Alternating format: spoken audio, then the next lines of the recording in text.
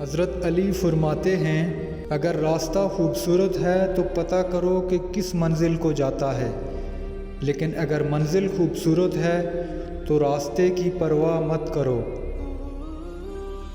دولت ملنے پر لوگ بدلتے نہیں بلکہ بے نقاب ہوتے ہیں۔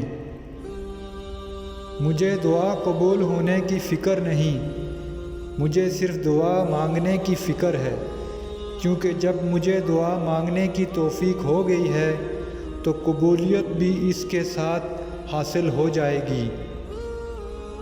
جس طرح شبنم کے قطرے مرجھائے ہوئے پھول کو تازگی دیتے ہیں، اسی طرح اچھے الفاظ مایوس دلوں میں روشنی بھر دیتے ہیں۔ اچھے لوگوں کی ایک یہ نشانی بھی ہے کہ ان کو یاد رکھنا نہیں پڑتا، وہ یاد رہ جاتے ہیں۔ انسان کا کردار اس کی زبان کے نیچے پوشیدہ ہوتا ہے۔ اگر کسی شخص کے کردار کا پتہ لگانا ہو تو اسے سخت غصے کی حالت میں دیکھو۔ انسان کا فضول شوق میں وقت کھو دینا اس بات کی دلیل ہے کہ اللہ اس سے ناراض ہے۔ اگر تو کسی پہاڑ سے گرے تو یہ تیرے لیے اتنا نقصان دہ نہیں جتنا کہ تو کسی کی نظروں سے گر جائے۔ غریب کی مدد کرو اور اس کا دل نہ دکھاؤ، اور اس کا احساس کرو، کیونکہ غریب ہونے میں زیادہ وقت نہیں لگتا۔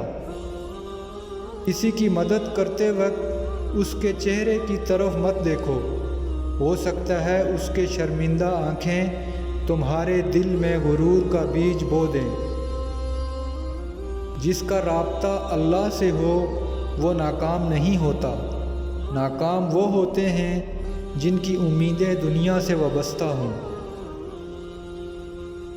جب تم دنیا کی مفلسی سے تنگ آ جاؤ اور رزق کا کوئی راستہ نہ نکلے تو صدقہ دیا کرو اور اللہ سے تجارت کرو۔